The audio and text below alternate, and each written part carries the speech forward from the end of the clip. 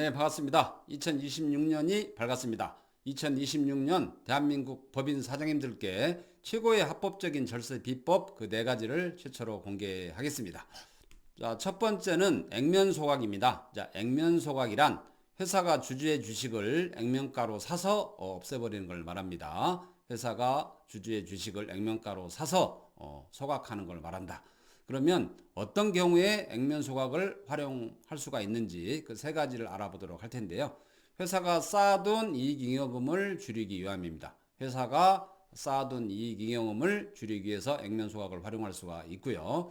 대표이사의 가지입금을 상환하기 위함입니다. 회사 경영을 하다 보면 대표이사의 가지입금이 자연스럽게 쌓일 수도 있는데 이 쌓인 가지입금을 액면 소각을 통해서 없앨 수가 있고요. 법인의 이익잉여금을 주주에게 비율대로 환원하기 위함입니다.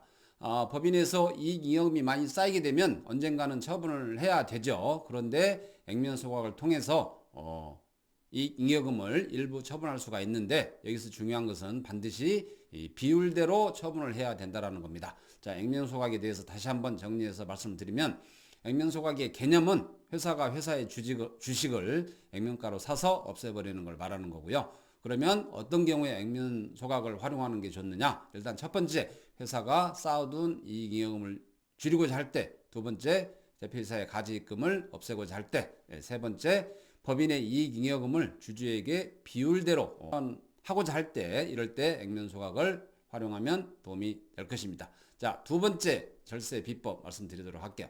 자, 두 번째는 벤처 투자 소득 공제입니다. 많이 들어보셨을 텐데요. 벤처 투자 소득 공제 개념은 개인이 벤처 기업이나 개인 투자조합 등에 투자를 했을 때, 개인이 벤처 기업이나 개인 투자조합 등에 투자를 했을 때 투자 금액의 일정 비율을 소득 공제해 주는 제도입니다. 소득세법에 의해서 또는 저득법에 의해서. 다시 한번 그 개념 말씀드리면 개인이 벤처 기업이나 개인 투자조합 등에 투자를 했을 때 투자 금액의 일정 비율을 소득공제해 주는 제도다. 이렇게 보시면 되겠고요. 그러면 그 프로세스, 저희가 해드릴 수 있는 그 프로세스를 말씀을 드리면 일단 법인 대표님이 저희 회사가 운영하는 개인 투자조합에 일단 출자를 합니다. 법인 대표가 개인 투자조합에 출자를 하고요. 이 개인 투자조합에서는 그 해당 법인에 투자를 하게 됩니다. 즉 대표님이 운영하고 계시는 그 법인에 투자를 합니다.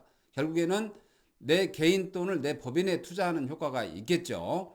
이랬을 때 해당 법인은 벤처 인증을 받게 되고요. 그 해당 법인은 벤처 인증을 받게 되고 대표님은 소득공제 혜택을 보게 됩니다. 즉 일석이조의 효과가 있죠. 그 운영 프로세스는 저희 회사에서 잘 가지고 있습니다. 프로세스에 대해서 다시 한번 말씀을 드리면 법인 대표님이 개인 투자조합에 개인 돈을 출자를 하고요. 이 개인 투자조합에서는 해당 법인에 투자를 하게 되면 해당 법인은 벤처 인증을 받게 되고 투자를 한 대표님은 소득공제 혜택을 보게 된다. 이렇게 보시면 되겠습니다. 자, 그러면 투자 금액에 따른 소득세 얼마 정도 절세를 할 수 있는지 한번 보도록 하겠습니다. 자, 3천만 원을 투자했다라고 가정을 하겠습니다. 자, 3천만 원 투자를 하게 되면 소득공제 금액은 100%입니다.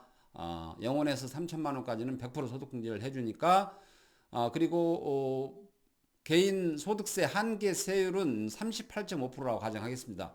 38.5%는 과세 표준이 8,800에서 1억 5천 되거든요. 그래서 제가 만나본 대부분의 대표님들은 이제 8,800에서 1억 5천 사이가 제일 많습니다. 그래서 그렇게 한번 정해봤고요. 한계세율이 38.5%라고 가정을 했을 때 3천만 원 투자를 하게 되면 1,155만 원 절세가 됩니다. 1,155만 원 소득세 절세가 되고요. 만약에 5천만 원을 투자를 했다. 그러면 4,400만 원 소득공제가 됩니다. 왜냐하면 3천만 원까지는 100% 소득공제가 되고요. 3천만 원에서 5천만 원까지 구간에 대해서는 70% 소득공제가 되기 때문에 합하면 5천만 원 투자했을 때 4,400만 원 소득공제를 받을 수 있게 됩니다. 자, 이렇게 되면 한계세율 38.5%, 즉 과세 표준 8,800에서 1억 5천 사이라고 가정을 했을 때 1,694만 원 절세를 할 수 있게 됩니다. 두 번째 비법으로서 벤처 투자 소득공제 다시 한번 요약해서 말씀드리면 일단 벤처 투자 소득공제란 개인이 벤처기업이나 개인 투자조합 등에 투자를 했을 때 투자 금액의 일정 비율을 소득공제해 주는 제도를 말하는 거고요. 절세 프로세스는 법인 대표님이 개인 투자조합에 출자를 하고 이 개인 투자조합은 그 해당 법인에 다시 투자를 하게 되고요. 해당 법인은 벤처 인증을 받게 되고 투자를 한 대표님은 소득공제 혜택을 보게 된다. 자, 이렇게 말씀드리고요. 그리고 소득세 절세 금액은 3천만 원 투자했을 때 과세 표준 8,800에서 1억 5천 구간 대표님이라고 한다라고 하면 1,155만 원 절세를 받게 되고요. 그 다음에 5천만 원 투자했을 경우에는 4,400만 원 소득공제가 이루어지고 절세 금액은 1,694만 원 절세를 받게 됩니다. 자, 두 번째 비법 말씀드렸고요. 세 번째 비법 보도록 하겠습니다. 자, 세 번째 비법은 배우자 증여재산 공제 활용입니다. 자, 배우자 간에는 증여 공제가 직전 10년간 증여가 없다라고 하면 6억까지 공제를 받을 수가 있죠. 근데 배우자 공제는 내가 사용하지 않으면 기다려주지 않습니다. 즉 내가 사용했을 때 절세 혜택을 보는 거고 사용을 하지 않으면 결국에는 사라지는 거다. 이렇게 보시면 되겠습니다. 자, 배우자 증여재산 공제를 어떤 식으로 활용하느냐. 자, 제가 예를 한번 들어보도록 하겠습니다. 배우자에게 주식 6억을 증여하지 않고 해당 주식을 소각을 했다.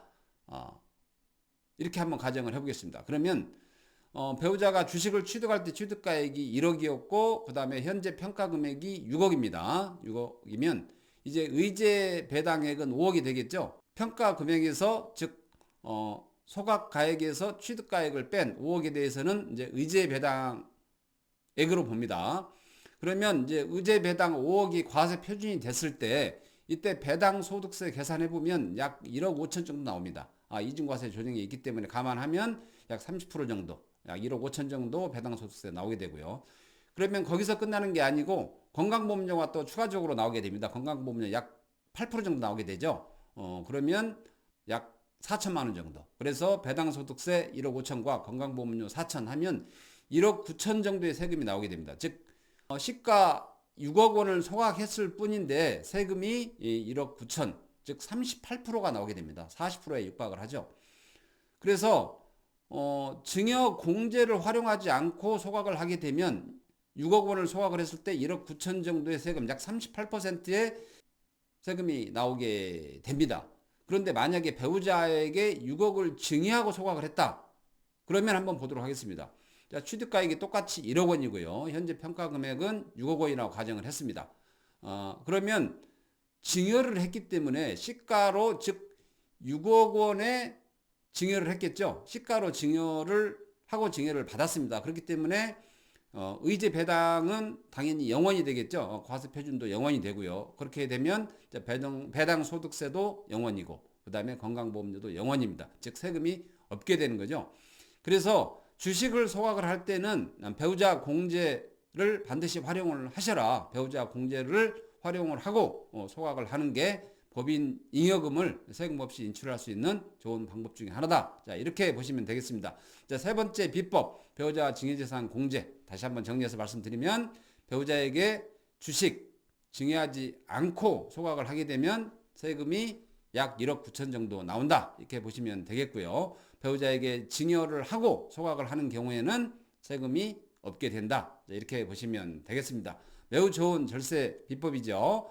마지막으로 네 번째 절세 비법 보도록 하겠습니다. 자, 자기 주식을 사내근로복지기금에 출연을 하는 겁니다. 뭐 이런저런 이유로 회사가 즉 법인이 자기 주식을 보유하고 있는 회사들이 매우 많습니다. 이 자기 주식을 보유를 하고 있는데 이 자기 주식을 계속 보유를 하다 보면 향후에 이제 많은 문제가 발생할 수가 있습니다. 특히나 가업 승계를 할 때 업무 무관자산으로 분류되기 때문에 많은 세금 부담이 있게 되고요. 그래서 자기 주식을 혹시나 보유하고 있다라고 하면 반드시 어떤 식으로든 처분을 해야 되는데 그 처분을 사내근로복지기금을 회사에서 마련을 하고 그 사내근로복지기금에 출연을 하게 되면 매우 좋은 이득이 있을 수가 있습니다. 그걸 한번 보도록 하겠습니다. 자기 주식을 사내근로복지기금에 출연을 하게 되면 취득 원가 전액 비용 처리됩니다. 예를 들어서 자기 주식 취득을 할 때 만약에 10억 원에 자기 주식을 취득을 했다. 그러면 그 10억 원을 사내근로복지기금에 출연하는 것과 마찬가지입니다. 지금 현재 시가에 상관없이. 그래서 출연 시에 자기주식 취득원가 전액 비용 처리된다는 거. 그러면 법인세 절감이 되겠죠. 10억 무려 10억 원이 비용 처리되기 때문에 당연히 법인세 절감이 될 겁니다. 그리고 두 번째, 자기 주식은 의결권이 없죠. 자기 주식은 의결권도 없고, 그 다음에 배당받을 권리도 없고, 신주를 부여받을 권리도 없습니다. 그래서 아무런 권리가 없기 때문에, 그런데 이 자기 주식을 사내근로복지기금에 출연을 하게 되면 이 의결권이 부활을 합니다. 그래서 때로는 자기 주식을 사내근로복지기금에 출연을 해서 이제 경영권 방어를 할 수도 있겠죠. 경영권 방어를 할 수도 있습니다. 그래서 의결권 부활을 통해서 주식을 우호 지분화 할 수가 있다는 거 다시 한번 말씀을 드리고요. 세 번째, 회사가 이제 성과가 많이 나면 이제 성과급을 지급을 하는 경우가 매우 많습니다. 최근에는 이제 성과급 제도가 많이 활성화돼서 많은 이제 오너분들이, 법인의 오너분들이 이제 큰 성과가 나게 되면 이제 근로자들에게 성과급을 지급을 하고 있는 경우가 종종 있는데요. 그런데 이 성과급을 지급을 하게 되면 이제 4대 보험료가 무섭죠. 4대 보험료가 이제 근로자들한테서 약 10%, 그 다음에 회사가 추가적으로 내는 게 11%, 또 소득세가 약 최대 6%, 이제 이렇게 하게 되면 무려 27%가 4대 보험 및 소득세로 빠져나가거든요. 그런데 만약에 성과급 대신에 회사의 선택적 복지 제도를 활용을 해서 사내근로복지기금을 도입을 한 다음에 선택적 복지 제도를 도입을 해서 복지 혜택으로 지급을 하게 된다라고 하면 이 4대 보험과 소득세가 무려 27% 정도 최소 이렇게 절감이 되게 됩니다. 그래서 이 자기 주식은 사내근로복지기금에 출연을 하게 된다라고 하면 법인에서 매우 큰 혜택을 볼 수 있겠다. 이렇게 말씀을 드립니다. 자, 네 번째, 자기 주식 사내근로복지기금 출연 요약을 해서 말씀을 드리면 출연 시에 자기 주식 취득원가 전체가 법인의 비용 처리되기 때문에 법인세 절감에 도움이 되고요. 두 번째, 자기 주식은 아무런 의결권이 없는데 사내근로복지기금에 출연을 하게 되면 다시 의결권이 부활이 돼서 해당 주식을 우호 지분화할 수 있다. 즉 경영권 방어에 도움이 된다. 그리고 세 번째, 성과급을 굳이 성과급으로 지급을 하기보다는 그 해당 금액을 복지 혜택으로, 즉 선택적 복지 제도를 도입을 해서 복지 혜택으로 지급을 하게 되면 무려 27% 정도의 어떤 4대 보험과 소득세 혜택이 있다. 자, 이렇게 말씀을 드리도록 하겠습니다. 오늘 2026년 시작해서 법인과 법인 대표의 절세 비법 4가지를 말씀을 드렸는데요. 어떻게 이번 영상이 도움이 되셨는지 모르겠습니다. 영상이 도움이 되셨다라고 하면 구독, 좋아요 버튼 눌러주시면 영상 제작하는 데 많은 도움이 되고요. 다음 시간에는 더 좋은 정보로 찾아뵙도록 하겠습니다. 감사합니다.